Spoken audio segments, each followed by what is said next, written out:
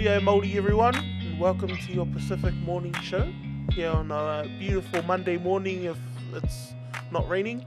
My name is Isoa, and I'm here with Hana, Torisse, and the real Mayoral South Auckland, Efeso Collins here, and I hope everyone's doing well. It's good to see all your beautiful faces. Not too sure about the black though. Yes, we decided to all dress as a cult today. Efeso didn't get the memo. That's a good thing though. He's obviously the leader.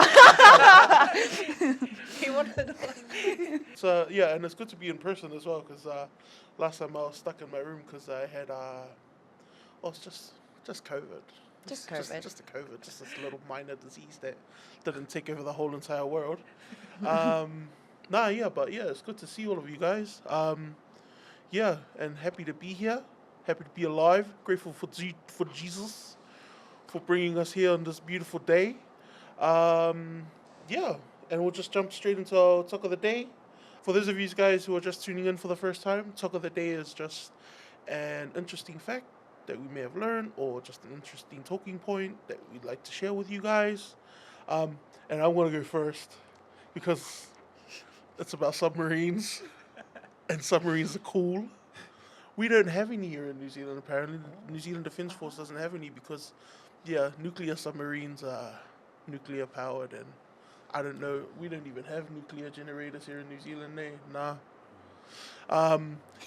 So my fun fact is that a uranium-enriched, golf ball, size of a golf ball, submarine can go underwater for 20 years and be fine, but it only has to come back up every month or so because you guys seem so interested. No, that's We genuinely are. Yeah, the only reason why it has to come back up is because humans need food. Oh, right. So it can generate oxygen and water and desalinate water. So it turns the seawater into drinkable water. Oh, that's so cool. But the only reason why it comes back up is because humans need food. Right. For these massive submarines. What about sun? What about sun? You don't need sun. all of our cousins that just play Fortnite all the time, they don't come out for sun. Sad to the gaming community. I'm one of those ones as well. When I'm editing, I'm like, Yeah. But yeah, that's my fun talk of the day that the whole world should know about submarines. Amazing. Thank you, Isoa, for sharing that with us. We'll definitely be using it every day to tell our fellow colleagues. If you're at work, if you're going to work, I'm serious. There might be people out there who are really interested in submarines and how they're created and things like that. But be a good thing to tell your colleague at work. The one that you don't talk to, that you don't like. No. Yeah, tell them. I think my life has definitely changed. No, I'm kidding. If you're listening in on a submarine right now, I got your back. Any thoughts on that submarine fact, Efeso? It is. It's really intriguing. I didn't realise it has to come up every month. Hey, and that's why it comes up. Can they store enough food in it so that they don't have to come up every month? Well, I think they could store up to a few months worth of food. But they gotta come back up because humans just need food. Yeah. Otherwise, you could just live there. Wow. And no one That's will cool. know. Yeah. That's awesome. Now, that's cool, Les. Thanks for that, Isoa. My talk of the day, I just wanted to talk about Kamau Sepuloni being the first Pasifika Deputy Prime Minister. And, congratulations to Kamau Sepuloni. But, the first thing that came to my mind when I heard the news, I literally Googled, have we had a Māori Prime Minister? And we haven't. Wow. So that was really interesting for me. Not putting down, the success of Pasifika people, but it's just, what do you guys think about that? Yeah, I wonder if what the system has done that maybe people either don't feel like they can engage in it that way, or if something was happening in the background that meant a Māori MP or senior minister didn't get the role. So I think, it's a really good question to be asking. We need to, all these islanders moving in random spaces Shout out to Licky. Shout out to Licky who said Samoans take up most of the space. No, I've Yeah. said that. I've said that though in the past Yeah. as well. Like, what is it? I was like, I think there was like a Pacific Forum, Right. and I was like, why are Samoans and Tongans always just Taking up all the space. taking up all the space? And look at Kamo Sipoloni, Samoa and Tongan Yeah. taking up all the space. Yeah. Don't do it. Let the Māoris have a. I mean, we're on their land. Yeah. Yeah, for sure. Yeah, that's been an interesting point to me. But yeah. Any thoughts on that one, Therese? No, just agree with everyone. I think we should make more space for like Māori leaders to come through, because like there's obviously amazing Māori leaders. So it isn't that there's no, like, they're not capable. It's that our system that we've got in place doesn't cater to like providing space for these amazing people to come through. So I think we should be questioning our systems and how things are run, For because sure. it's not working. And lucky Efeso's here because he can give us a bit of the real TA. He can give us a bit of the real drama and what happens in these systems to why these things happen. Yeah. But yeah, I got our quote of the day. And our quote of the day today is, the integrity of the person is not in how much wealth he acquires, but in his ability to affect those around him positively. And I chose this quote. I really liked it because, you know, often we're measuring our success through wealth, monetary gain, positions, titles, and things like that. But I feel like as we I feel like what would be more progressive is measuring success through impact, how much we positively impact other people in our lives. And yeah. It's an awesome quote. Yeah. I love it because it places value on things that actually matter in life that we're often really distracted from, like the way that we treat people and how we like can serve them. There's so much like worth placed on how much money you can get, and you know, all these things that when you reach the end of your life, it doesn't actually matter, right? But I think it places like importance on these things that really matter, like even after you go. So yeah. Yeah, I'm really taken by it. I like the idea of the impact that we can have on people. Maybe because I'm only like 2 years older than you guys. I'm still 26. But I think about my daughters. That's probably what drives the stuff that I do. And I think, what's the impact on them? Because they're going to grow up into this world, whatever it looks like. And I'm hoping that my impact as their dad is going to be such that they're going to be confident about the way they engage with the world. So it's a great quote. Good thought. Two things kind of stand out for me when I heard that quote. Is I just instantly thought of Biggie. You know, Notorious B.I.G. He's famous for saying, in order to change the world, we first got to change ourselves. And the reason why it ties back to that, why I tie it back to that, because all the work that you do internally kind of radiates out to the world. That's the impact on the world. And also, when you think about the second thing, there's that, like, when you throw a rock into a pond, the ripple effect it has out there, it reaches out. So it's kind of just my way of interpreting it is just, it starts with you, and then everything else that happens will happen, and you can't stop it. So do good, kids. Listen to your mum. Take a Panadol when you're feeling not good. COVID.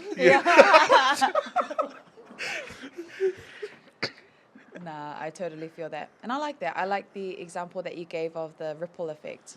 And, you know, internal work is always hard. It's the work that everyone tries to avoid. It's very confrontational, but you're right. Work on yourself first, and you can start making impact in other people's lives positively.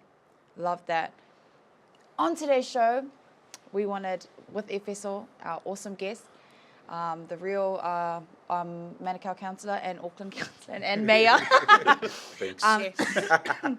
we wanted to talk about the realities of politics. You know, as Pasifika people, we often see the outside of politics. We're looking outside, like, oh, there they are again, bringing their banners in the hood again. Oh, look, saying the things that we want to hear so that we have votes. But we often just see the outside of what happens in politics.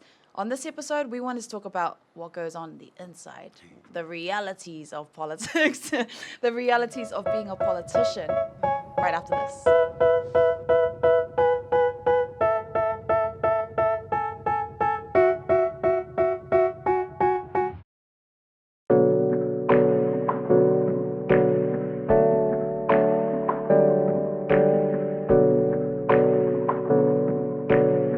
Welcome back, everyone. Hopefully, you're having a good breakfast or not. I don't know. Some people don't have breakfast. I like to have 3 breakfasts.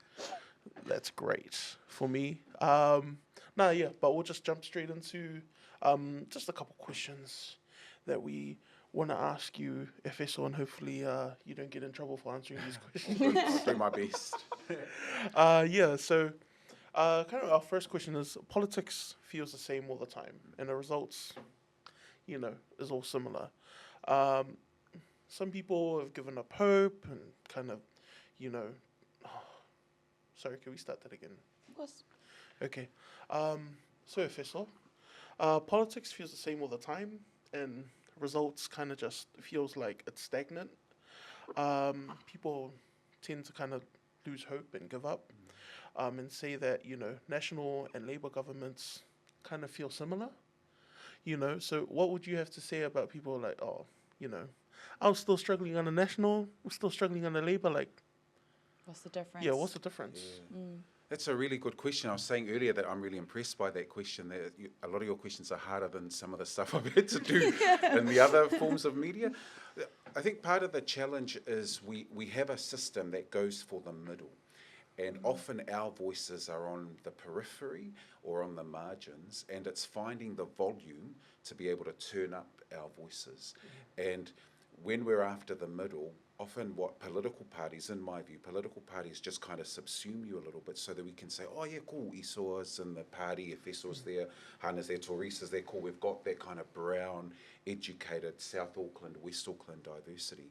But it's the ability for us to have a voice and a serious voice. And that's where I think political parties are challenged. As an example, I remember I was in the Labour Party, and when I voted against the regional fuel tax, the reason that it was kind of a Labour-driven thing, they were saying, yes, this is going to be good because it's going to give us all these good transport options. But I said, yeah, except that most people filling up their cars are Māori Pacific from South Auckland or from poorer communities, and we drive cars that are really big and they're older, which means we're going to put in more gas. So essentially, for me, the economics theory is that we are subsidising more of what's coming out because we're putting more in our tanks. Does that make sense? Yeah. And so I voted against the regional fuel tax. I got, people ringing me from inside the party all the time saying, why did you do that? You shouldn't have done that. You should follow the party line. And my view is I was elected by the people of Manukau to represent them, not to say, but I'm Labour. Yeah. And I think part of our challenge as Pasifika people, Samoans, I'm New Zealand-born Samoan, is that we're defining ourselves by the university we went to, by the political party that we're in, and not by saying, I'm Samoan first. And everything I'm going to do is going to be based on what's best for my people. So I think that shows some of the internal workings. No one heard those phone calls. Hey, no one heard the discussions that were going on in the background, but I was put under heaps of pressure, and that's what we've got to do. There's lots of people who want to get into politics, but I think the challenge with some of our generation is we love the limelight.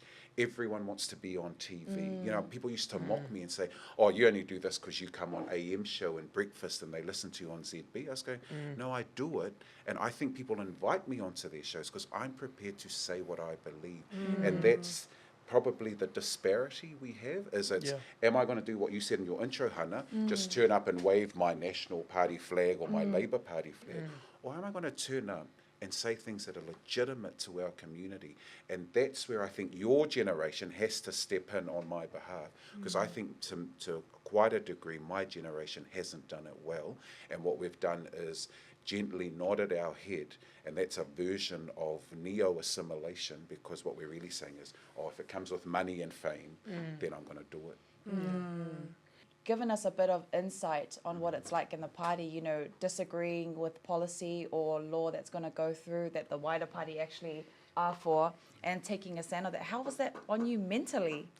Yeah, it's tough going, and often we're referred to as people who are really resilient. We're resilient because we're constantly up against these systems, and that's part of the challenge. You know, I'm only going to get myself into more trouble. Earlier, before we were recording, we were talking about the euthanasia bill, and I am centre left. And I said that I was against euthanasia and came on TV and did these interviews for them.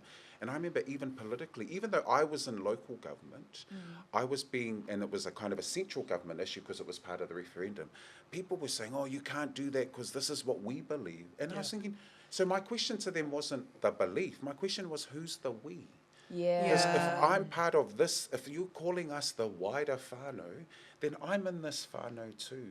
I'm the youngest in my family of 6, and I know what Samoan structures are like. I often didn't speak in our family meetings, but I knew I had a voice. I'd go talk to mum whenever I disagreed with dad. But if our voices, if that part of who I am is not allowed to be present, then it's a real fallacy to say to people, bring all of yourself. We're an open, broad party. You know, broad church is what they often talk about.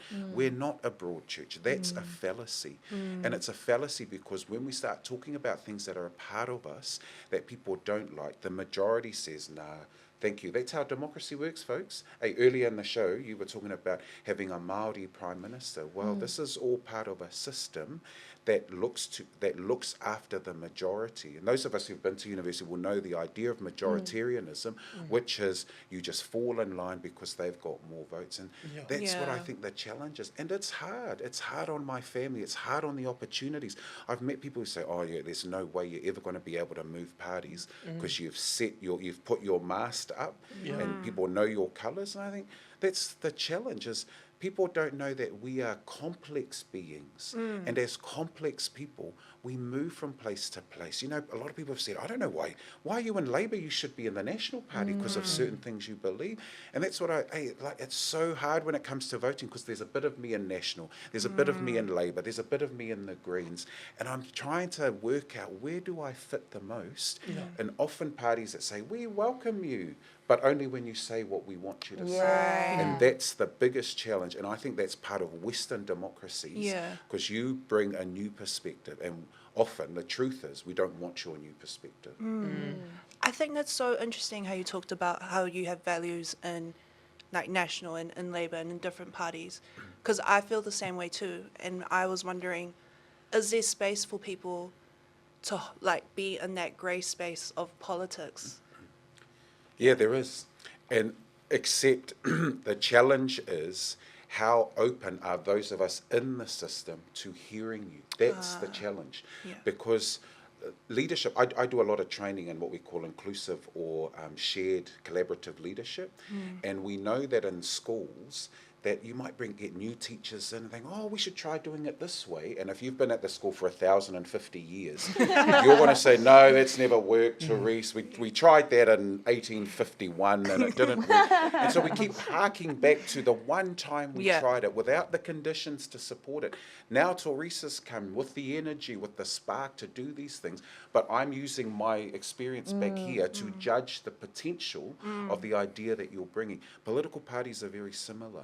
And so we need leadership in political parties that are open to your voice, that are open to your style of learning and your style of participation.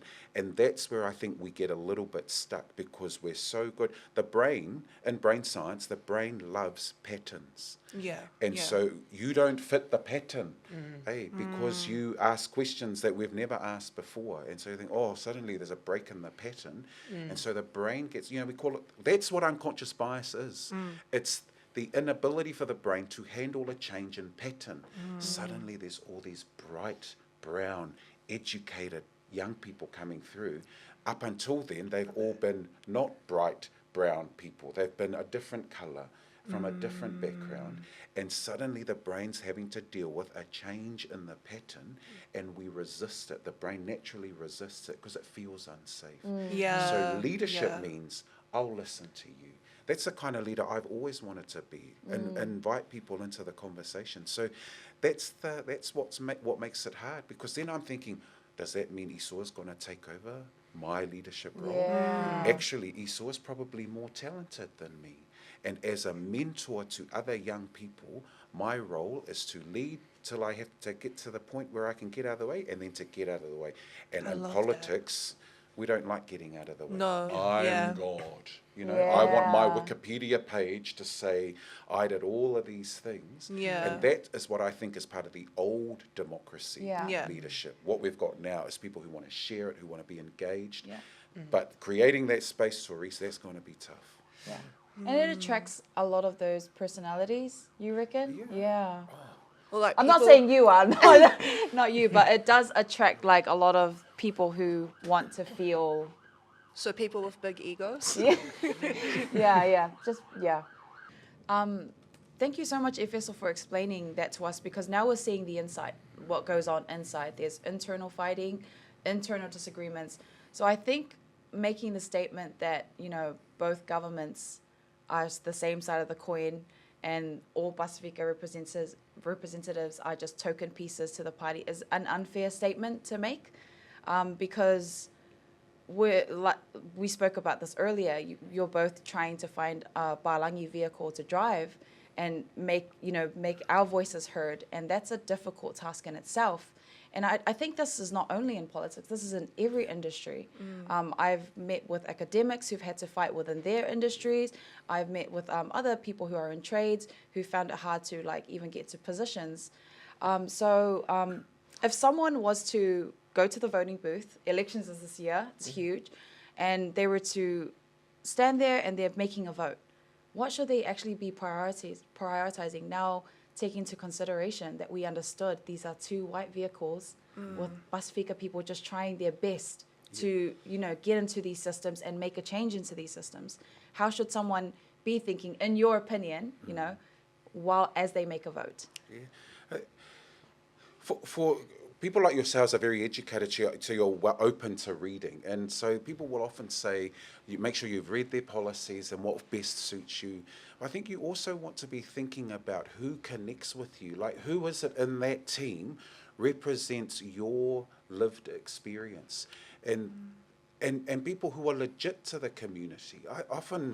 I get there's probably a frustration in me that we pick up people who look like they've been in the community, and then you realise actually that person doesn't really connect with churches, doesn't connect with community organisations. They've done really well in life, and they've gone to your fancy university at Auckland, come out with a degree and then travelled the whole world, but their level of engagement in the community has been pretty low, lax.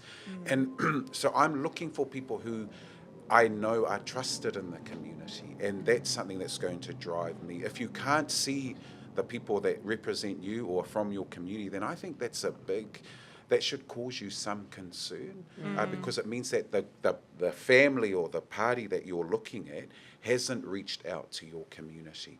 And I don't want them just to pick up anybody who looks like, oh yeah, that person's went to De La Salle or whatever, and they must be in the community. And so that's one of the things that I'll be thinking about. And people who've spoken up for us, people have been present, have spoken up for us, have represented us, are a lot like us. It's the people representation, because that for me speaks a whole lot more than to just a set of policies. I think the policies are important, but find the people who live those policies. And so when we talk about, we're going to be really honest and robust with the community, well, have those people been really honest and robust for the community? Because I think what we see a lot in politics is a whole lot of parachute people. Suddenly, Efeso turns up in Dunedin, and they go, oh yeah, we know him from Auckland, but okay, we'll put him up in Dunedin because he's probably going to win.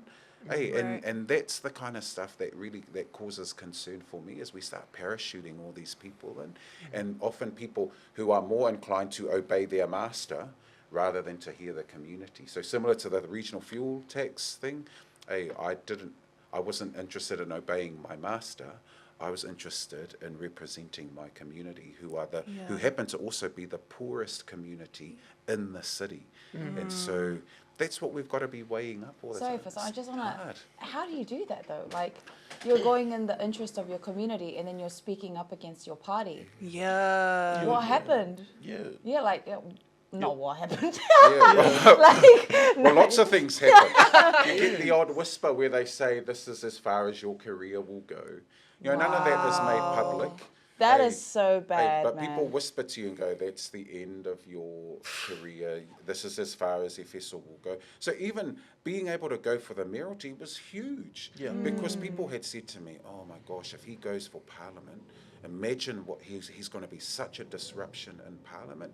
The challenge that we have is, if we don't have a conversation where you and I can thresh it out, then I can, as long as I feel heard, if the party says, no, this is what we're going with, but someone has to say, but what's your view?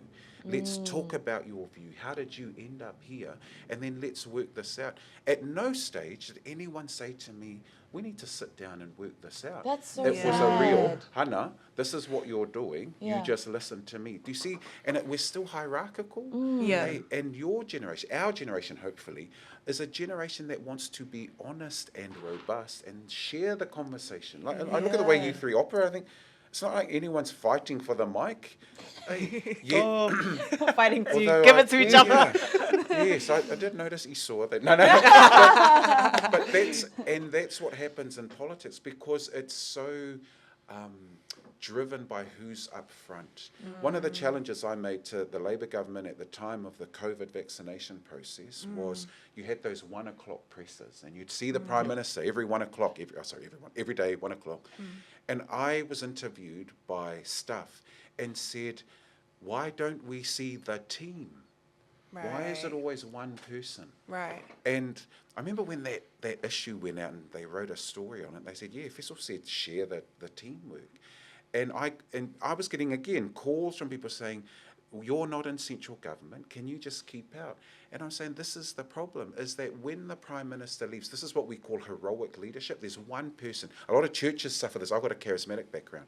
And we follow one whawhiao. Yeah. And that charismatic whawhiao, an amazing person. The minute they leave, the whole church falls apart. Yeah. Yeah. And we're not. I'm not saying we're seeing that in the Labour Party today, but that's the potential the shortcoming that we have, because we're focusing on one person. Right. Yeah. And politics is a team sport. Yeah. Hey, we should think of it as in netball concepts, in rugby or rugby league concepts. You need the team, not just one person. You know, Richie McCaw might get all the glory, but there are 14 other people, plus the reserve bench, that are right beside that Right. person. Right. And in politics, this is all about, no, we just need one person up the front. And that's the new challenge that I have for politicians, is share the load. Yeah. Hey, and then, I got into a bit of trouble for that, but I wish people would just start thinking differently. Yeah. I don't need to be famous out of this. And that's why, you would laugh in local government, because people would say, we'd be having debates and everyone would say, I don't come on TV every day. As a swipe at me, because, I was on breakfast a lot and Q&A. And I thought, honestly, is life that lonely for you? That you are measuring your success not by impact, but by how many times I get on Q&A. Yeah. And that's the ego part. I've got an ego too, but I thought, amazing that a Southside boy is on this national platform speaking for his community. How many times have we seen a 100%. kid from Preston Road in Otara speaking on these platforms? I love and that. From me, I'm out of the way now. I expect that the next person, I'm not jealous that someone else is in the role, but the problem is too many of us get jealous, like, oh my gosh, it should have been me the whole time. I thought, we've got to train people up. Mentoring is about bringing succession. And in politics, they are hopeless at succession because it's all about me. Everyone wants their Wikipedia page sorted and nobody else. Everyone wants their Wikipedia page sorted. Oh my But gosh. you shouldn't be using Wikipedia as a reference point for research. Yeah. Yeah, that's right. FYI. Use what? Wikipedia references. Yo. It was like there's no space for anyone to think differently in politics. It's like they want to have like more like people of color in those spaces who think exactly like them, but not people who think like you. It's like they Yeah. don't want disruptors. So what's the point of that, really? And so to a degree, you got to force your way in, and that's hard for us because we are humble, polite, respectful people. We don't force our way into anything. You know, look at the discussion you're having. No one's fighting. Like, I've been in TV interviews where the hosts looking at me like, just going, Say you know, something controversial. Yeah, Say yeah, something like, controversial fine. now. And so, and what we need now is that shared conversation, but the ability to share thoughts. And if we're going to be truly robust, and you know, we talk a lot about diversity and inclusion. Diversity just means lots of difference. Hey, Yeah. inclusion is making sure that people's views are taken on board. Yeah. But we just want it to look like, oh yeah, we've got, you know, enough Samoans around the room, we've got some Palangis here, some Māori here, that's great, but we want you all to think the same. That is Yes. not diversity, that's just a Yes. look of diversity. Yeah. But we've Yeah. got to have a real genuine sense of people saying, cool, they've shifted. Hey, things have changed because my view was taken on board. That's a Yes. leadership issue. And I think a lot of leaders, unfortunately, are very insecure because we only want it to serve us. And having studied leadership in churches, hey, this is what I make the comparison to, lots of our pastors, with the greatest respect, are very insecure people. Because we only create, you look at teams of people, actually, they're just a replica. They're just clones of the same person. Yeah. And if you've I got a agree. clone, you're just going to get someone who goes, yes, yes, yes, oh, yes, absolutely, amen. Yeah. Hey, we're all praying, God says the same thing. That's impossible. Hey, but we've got to get, you look at the 12 disciples, if you want to use a biblical analogy, they were some of the weirdest people ever. Jesus had quite a diverse, like Yeah. a truly diverse team. Yeah. They weren't just yes people. And that's what we need around So leaders today. We've got to challenge people. But remember, the brain doesn't like my patterns being disturbed. Yeah. So if you're a leader and Hana turns up with her question and you think, Yeah. oh, I can't stand it when Hana, you know, and that's why we changed the meeting time and accidentally don't send you the email because it means you don't turn up to the meeting. You know, when we start playing those kinds of Oh games. my gosh. And I love that you use the example of Jesus. Shout out to Jesus, one of my favorite leaders. And I like that you use the example of his 12 disciples because they all came from very different backgrounds. You had rich disciples, some who were poor, some who had to leave their families or to follow him. Anyways, I was going to go into the diversity part because just sharing a small experience before we wrap this part of the show up. I have experience with the National Party, and they're really big on, you know, not diversity of people, they're diversity of thought. And then now that you're bringing up, you know, they say they want diversity and inclusion, but even the diversity of thought is not even something they aspire to. It's actually all these people have to agree. So it's like, do they really want diversity? Even if it's not on a like, you know, what nationality you are, what ethnicity you are. Now they're going to say, no, it's about thoughts, how good someone is. We've got to compete so that we make sure the best are at the top. But when you're someone different and you enter those spaces and you are of a diverse thought, you have a different mindset of how to make something happen, they just exclude you. So it's very unfair, but that was my my 2 cents on that.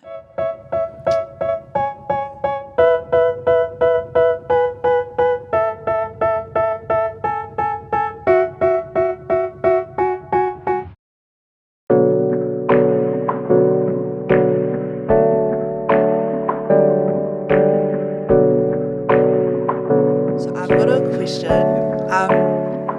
Have you had any racist experiences in politics?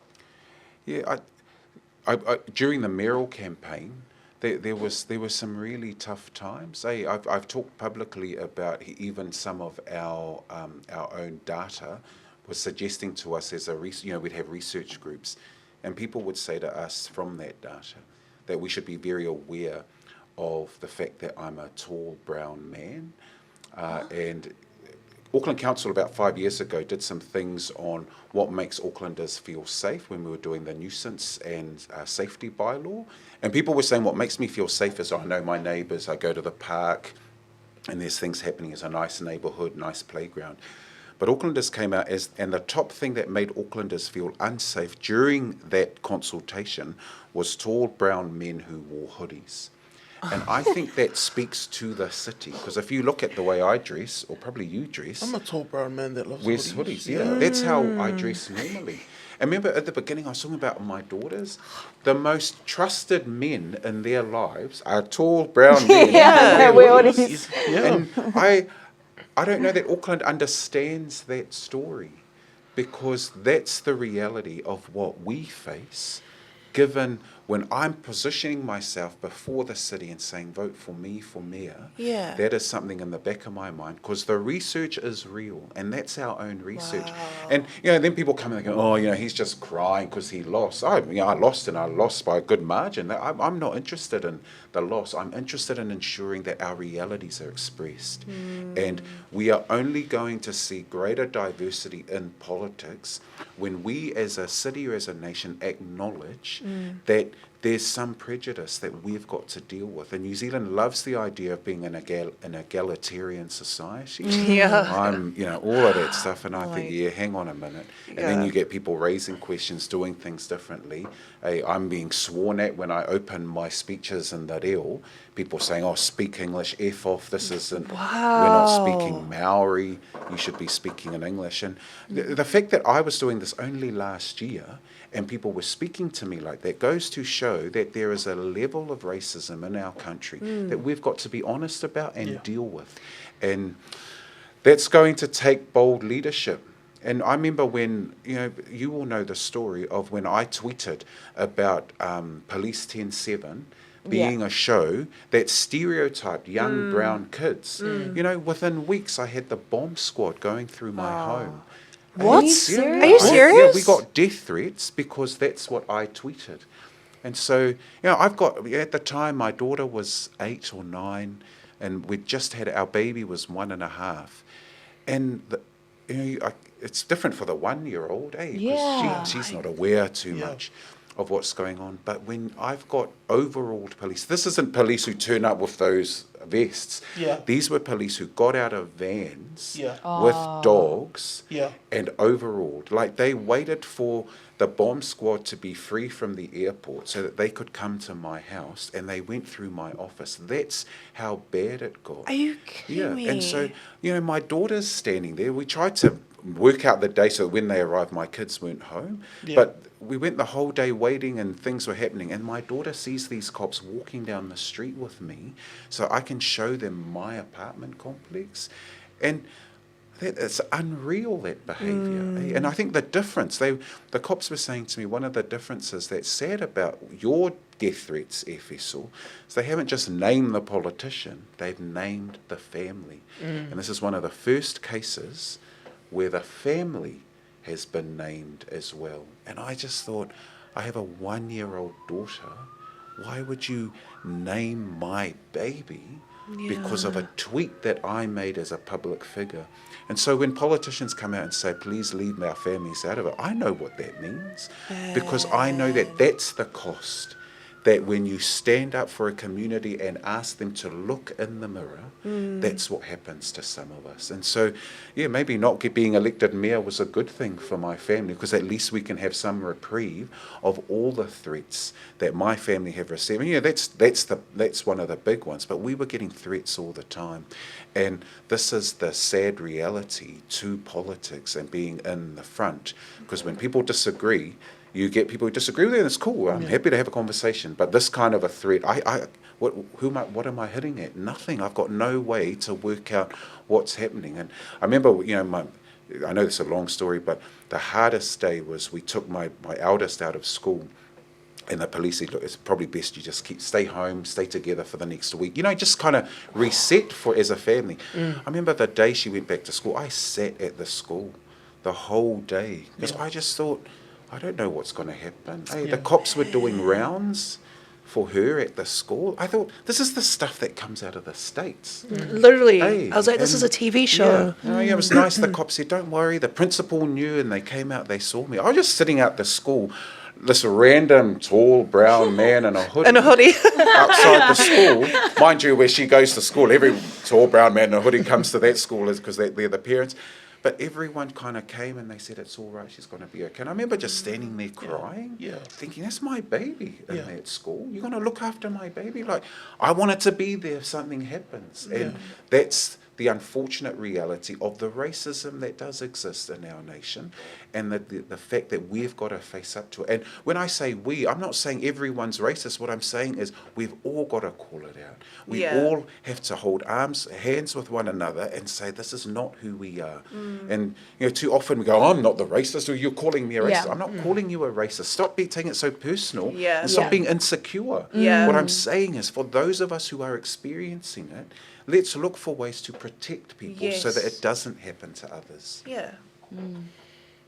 Or if you are thinking, oh, I'm not the racist, you probably are sometimes. Yeah. True. I'm racist. Or like acknowledge that you benefit from racism. Yeah. You know? But I'm racist against everyone. Because I hate everyone equally. Which means I love everyone equally at the same time. Can put it that way. Could I ask one more question? And it's just speaking of like politicians, because just going back to that part where you said to choose like politicians that represent your lived experiences.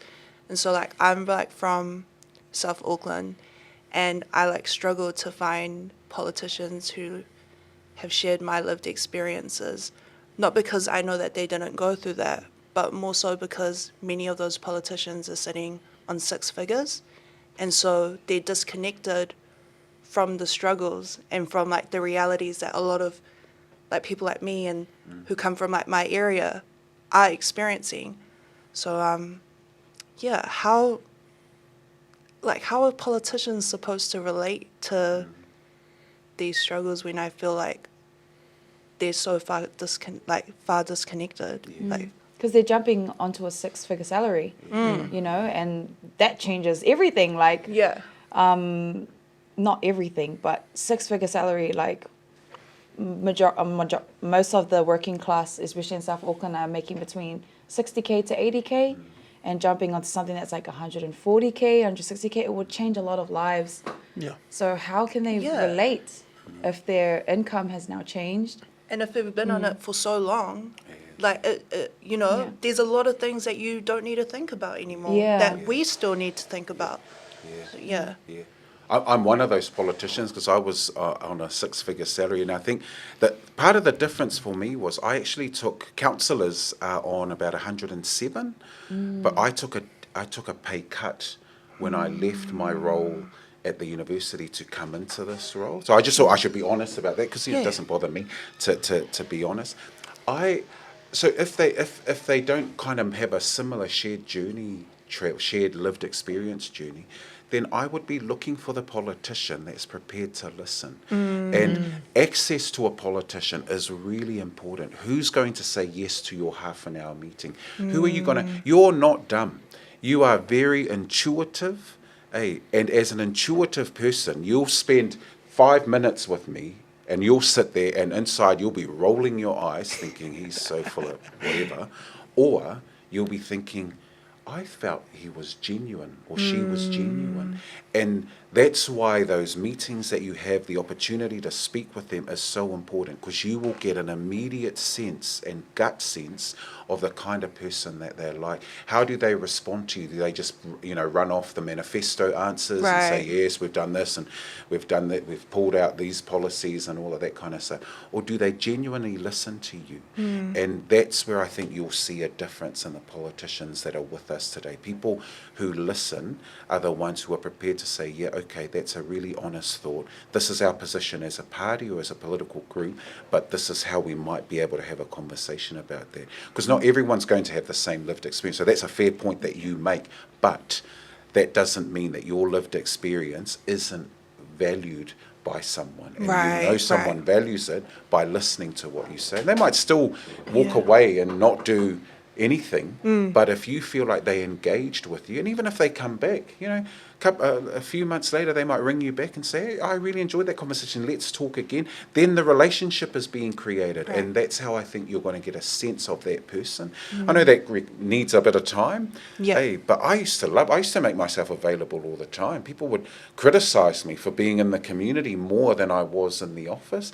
I loved being in the community because that way it reminds me, because I'm on a 6-figure salary, it reminds me that there are people in my ward, the poorest ward, that are on the lowest levels of income, if any income at all, and they're really challenged.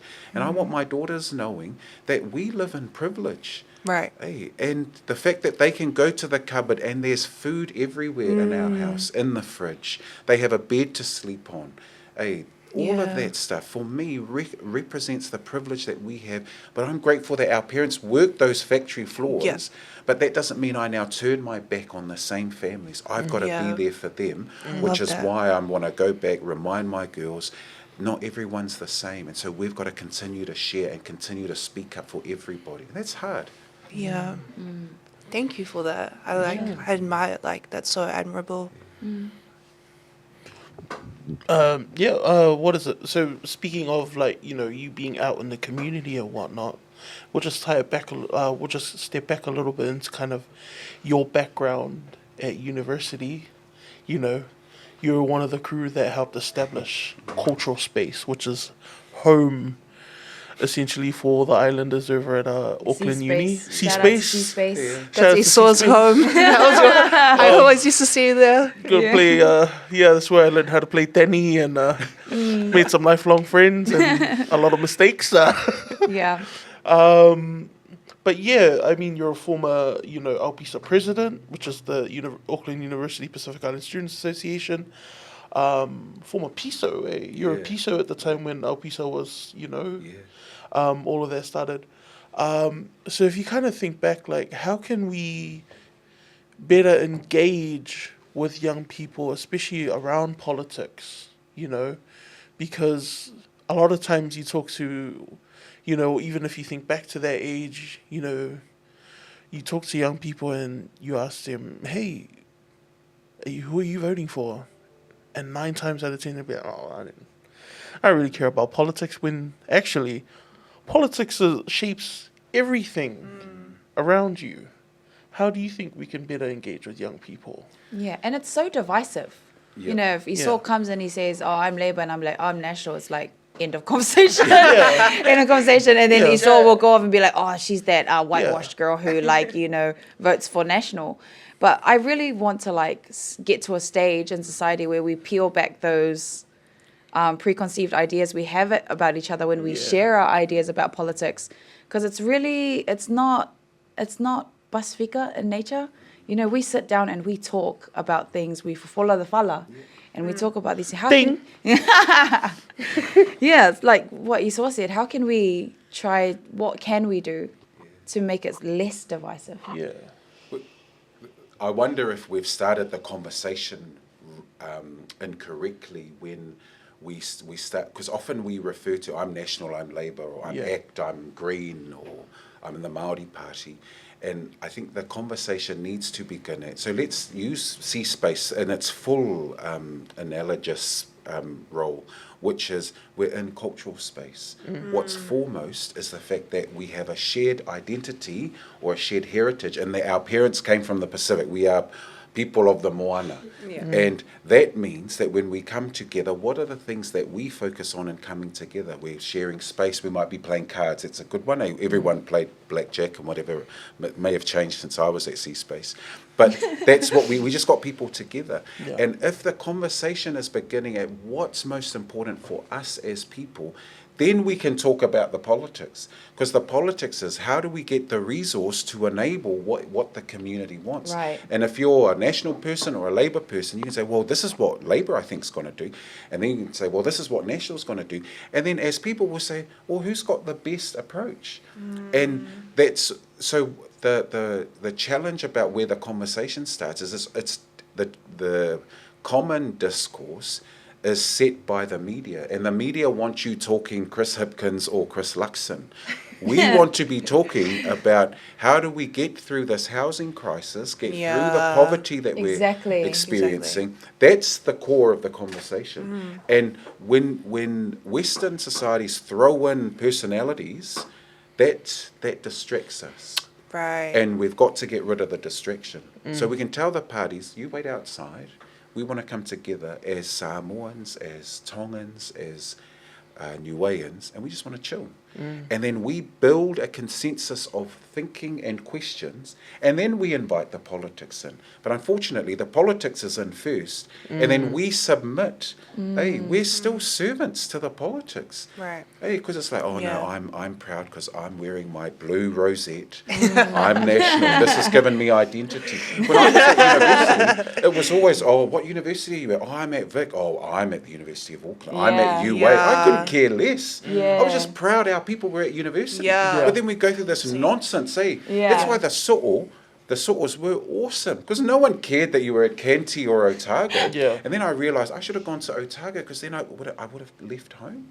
You know, and had a free life. You mean, oh, the Aucklanders. Hey, Aucklanders fill Otago. But I think, sorry, the point is we've got to reset the conversation start and talk as people. That's what we're like. Hey, I don't care that you had an experience with National and that I had an experience with Labour. What I care about is that we're Samoans. That's what connects us. That water connects us. And then we can let the distraction come in, and then we can talk about politics as one aspect of our lives. And I think we've allowed it to kind of rule and dominate our thinking. And we should say, no, my focus is my girls. Hey, my girls, they're children, and they're brown. And the data's very clear that brown women make the least money. All of that HRC stuff, that's my girls. And me as a leader in the community, as a politician, my challenge is, what am I doing to facilitate the change for them, so that when they're my age, they're saying, thanks, Dad.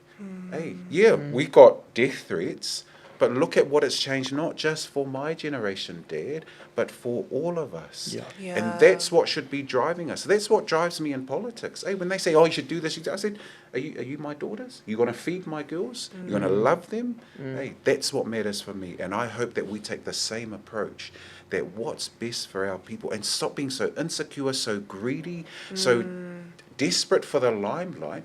Because there's lots of people who love being on stage but don't want to do any work. We never see them in the community. We never see them at church. We never see them supporting LGBT movements. All of those things matter to our community. If we don't see them, then you are so next. Those people have even given themselves a name. They call themselves like idealists or something. They're like, no, I just like to come up with the ideas. I'm a good person who comes up with ideas. I'm like, actually, anyone can come up with good ideas. There are many people, but when it comes to the work, they don't want to do it. And it's like, That's the important part. The work. You said the water unites us, and I'm gonna fire off a whole bunch of things. I was about to think, I feel like I barely held off our quotas. You know, what is it? Let us not be divided by the smallness of our islands, but be united by the depth of our ocean.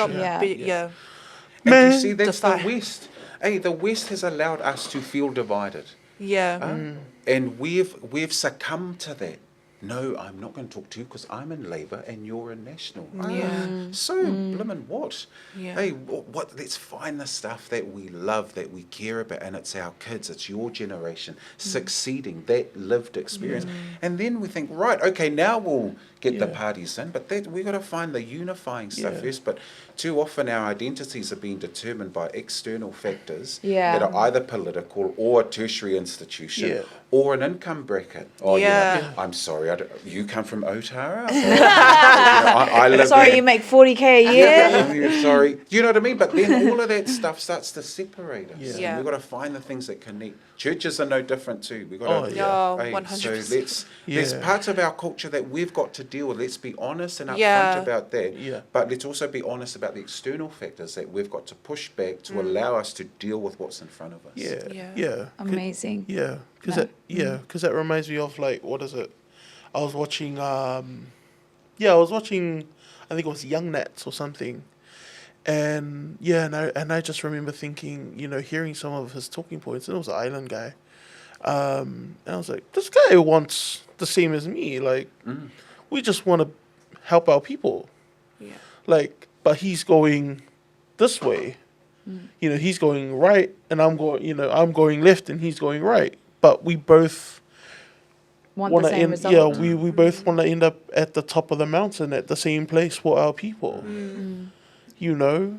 So kind of like, how do you think we could best compromise?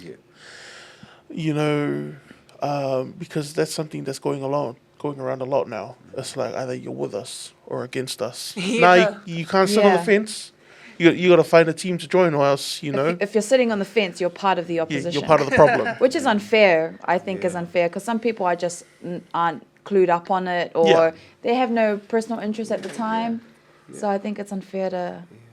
Like, put you that on don't a need to person. have an opinion on everything. Yeah. It's okay to not, Yeah. It's okay to not know. No, you're gonna get us cancelled now. No, but, like, seriously, like, it's Yeah, okay no, to, for like, real though. Yeah. And it's dealing with the shades. Yeah. And that's what.